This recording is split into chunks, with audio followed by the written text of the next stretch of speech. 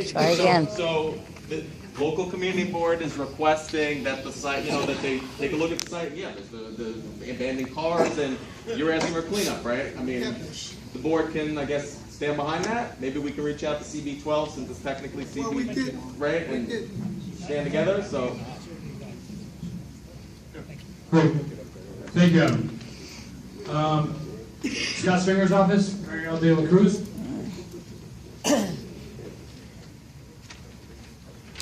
Good evening, everyone. Good evening. Are we awake or not? I don't know. All right, thank you. Good evening, everyone. I'm a little sick, so I'm sorry. I didn't realize I sounded like this till now. My name is Maria De La Cruz. I am the Bronx Borough Director for New York City Controller Scott Stringer.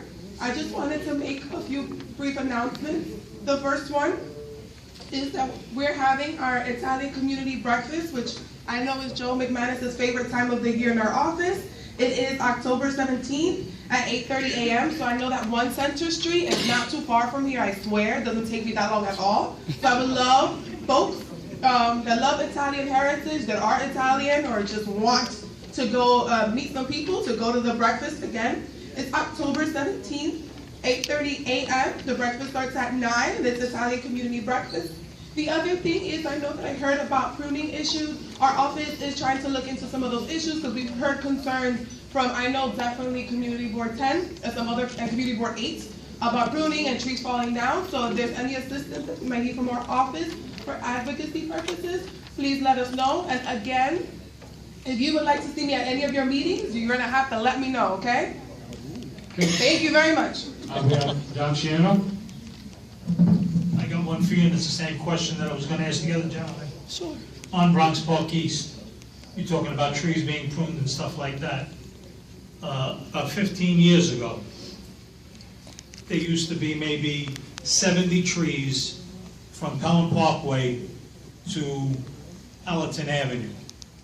Now there's only about 40. Okay, what they did was, to stop cars from hitting the trees, they put I-beams. That's the steel beams. Looks like an I, capital I. Pounded it into the asphalt, so this way the cars would not back into the trees. What they did was they cut the roots. Now, most of the trees have a hole in them, bigger than a basketball. And I'd say the trees that came down, about 30 or 35 of them, is all because they killed the roots. We had a couple of bad storms in the last 4 or 5 years, and they all came down. Now, are they doing anything to try and save those trees, number one? So that is not a question I can answer. What I can answer is what we're trying to do is look into process, because we've heard a lot of complaints from different people about trees not getting pruned or trees getting mistreated. So that's something that our office can consider as well. But it's important for me, at least, to use the Bronx Park East and what? Bronx Park East between Pelham Parkway North and really even past that. It goes down almost as far as Burke Avenue. Okay. But I did meet with the Parks Commissioner, Iris, showed it to her. She agreed that it was a problem. This is almost a year ago. Haven't heard anything, nobody's done anything. And aside from that, all of the trees on Bronx Park East in that area need to be pruned, whether it was 5, 7, 8 years ago. I don't know, but yeah, they say every 6 or 7 years, but they're lying.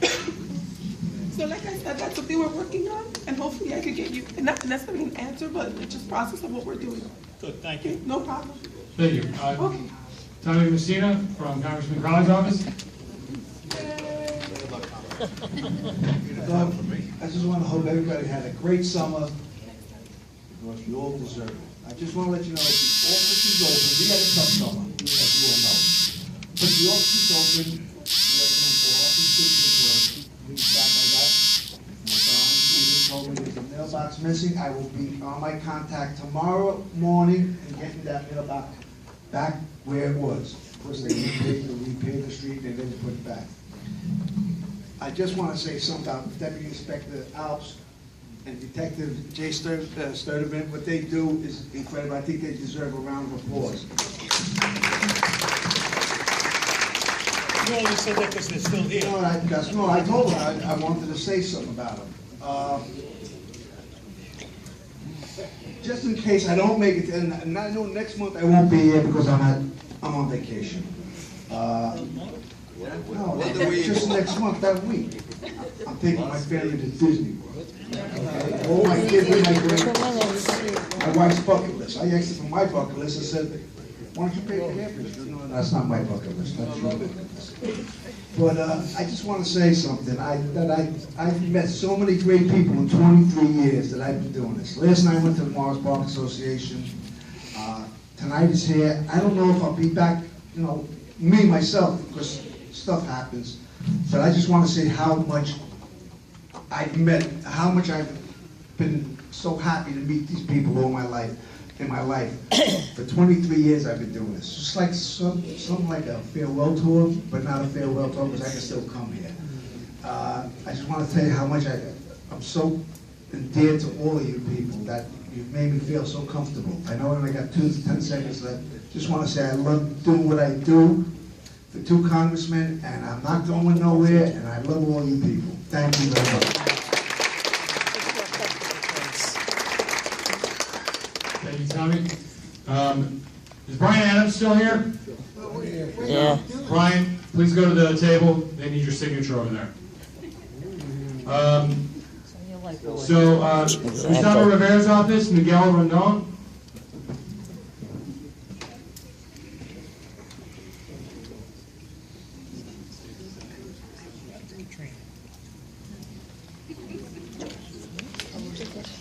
Good evening, everybody. My name is Miguel Rondon. I am the Community Affairs Representative for New York State Senator Gustavo Rivera. It's actually my very first time speaking in Community Board 11, even though I've been working with the Senator for about 4 years now. I'm usually more west at Community Board 5 and 6. So just a couple of announcements. This is a different setup for me just because it's 2 minutes. Usually in the other community boards, I just read entire essays, but I know you guys don't want to hear all that. So really quickly, over the summer, a couple of things that we did is we hosted our 5th annual Senior Health Fair with over 200 seniors in attendance. It was great. If you did not get to go over the summer, then we have it every year. We usually send out mail. If you're not in our mailing list, call our office and let us know. That way we can let you guys know when the event is. Something else that we did for the kids, we were very proud to distribute close to 3,000 backpacks all within the 33rd Senate District with incredible partners. And next thing is what's going to be happening in Albany. For the next legislative session that starts in January. We're going to need stronger rent laws, and this June the New York State regulations will expire. So we'll be fighting to renew and strengthen the rent regulated protections that affects the entire state actually. And also, this summer, Senator Rivera was extremely proud to introduce the Coda's Law. That's the most comprehensive legislation in the state to prevent children from getting exposed to lead. And we're really hoping to pass that with your support in this upcoming session. Thank you. Last but not least, Dylan from Assemblymember Fernandez's office. How's everyone doing? On behalf of myself and the Assemblywoman, we hope you all have a good summer. We're happy to be back, we're happy to be here, and we're ready to get to work again. I'm going to start off with some event announcements. On Saturday, October 13th, we are doing a free mental health and first aid training at Jacoby Hospital. It is going to be from 10 a.m. to 6 p.m. Please come, it's going to be great. We're trying to really focus on making sure that mental health is a priority, not just for us in the community, but also up in Albany.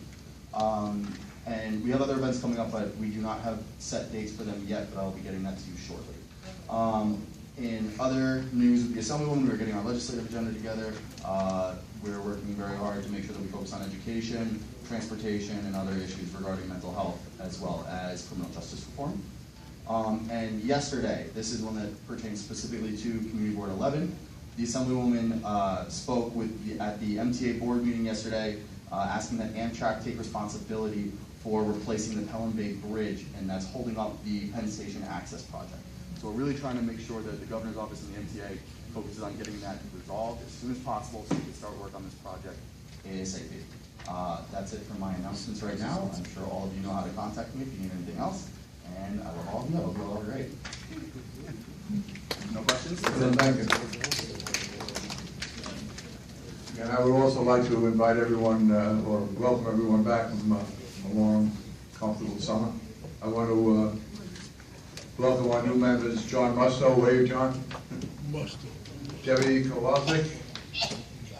Can we pronounce it better? Oh, there you go. And Lindsay Copeland is a repeat. She went away, couldn't leave us and came back. Just a few items. First of all, a motion to approve the board minutes as distributed. Second.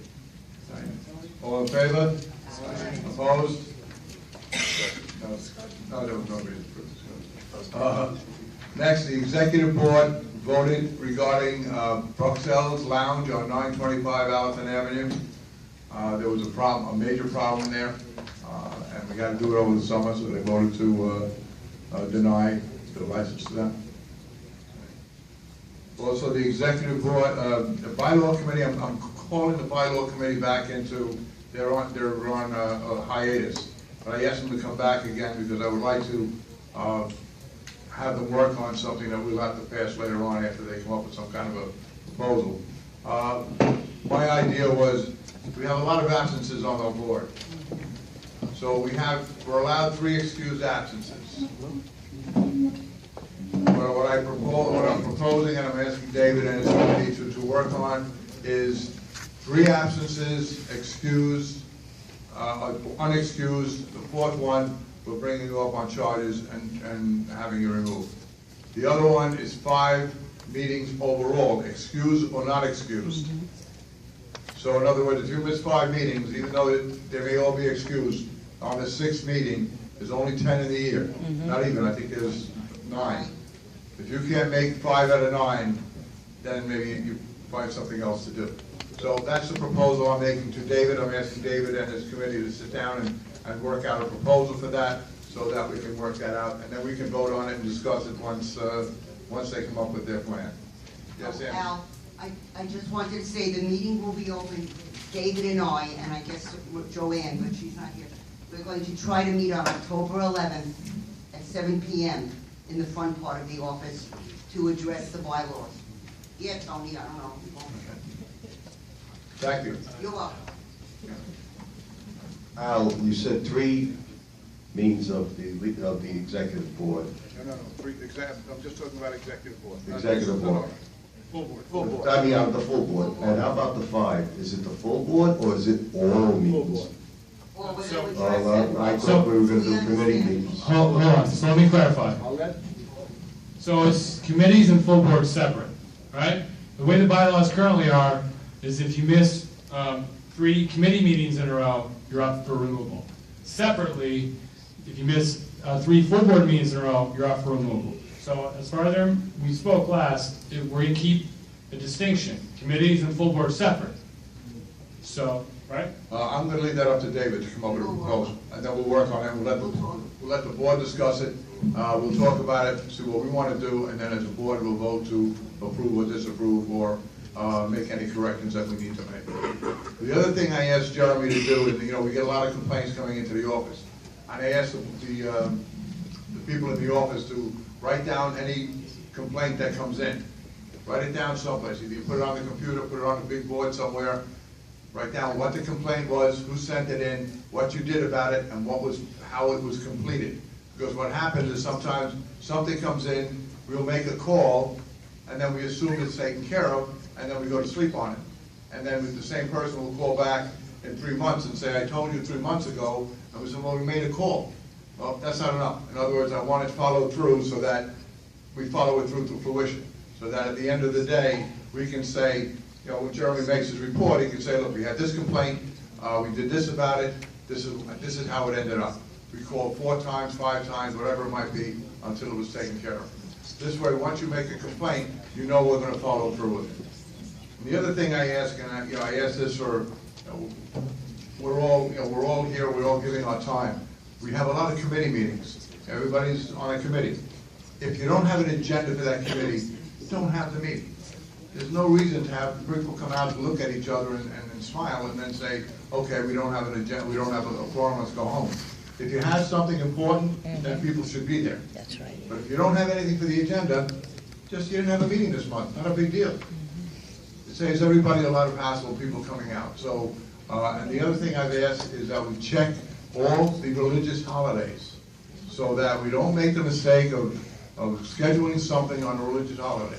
So I think you spoke to the rabbi, right? And he was going to send you a, yes. We generally have the calendar, right? Barbara Gelnick used to give us the calendar.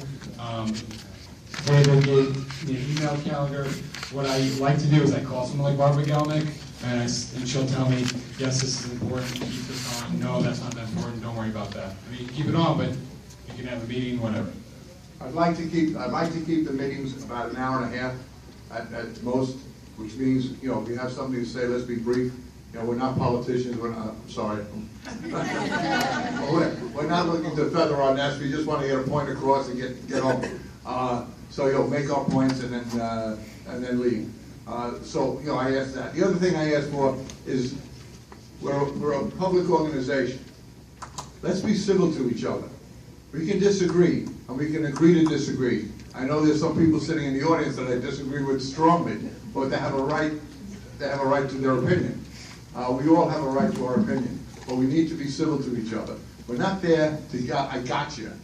It's there that we have a discussion, and when the discussion is over, it's over. Not where we're mean-spirited, because that doesn't bode well for us, and doesn't bode well for the people that are you know, in the gallery watching us. So I ask for those few things. Also, just a reminder, on October 7th, we have the Bronx Columbus Day Parade coming down. It kicks off at 12 o'clock. It should be a real good one this year. We have a few more bands than we had last year, and you know, some nice floats. So if you have nothing to do, come down Morris Park, enjoy the day, and pray for sunshine. All right, thank you. Great. No questions? Treasurer's report has been distributed. If you have questions, come see Harry and me after the meeting. Sylvia was obviously out sick. No, he's here. Oh, he's here? Oh, I'm sorry, I forgot.